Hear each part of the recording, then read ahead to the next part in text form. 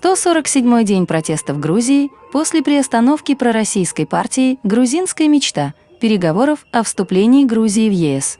Протестующие требуют освобождения всех задержанных на акциях протеста и проведения новых выборов в парламент для законной смены правительства. Проспект Руставели в Тбилиси перекрыт при активном участии и практически инициативе полиции. Но несмотря на это, штрафовать будут всех, кого идентифицируют с помощью камер наблюдения. На акции протеста у парламента на проспекте Руставели периодически появляются провокаторы. Сегодня пришел пожилой мужчина в состоянии сильного опьянения и начал оскорблять участников. В итоге его увели полицейские. Протестующие требовали его задержания и буквально сопровождали их всем составом, даже собаки. В конце концов, мужчину усадили в полицейскую машину и увезли.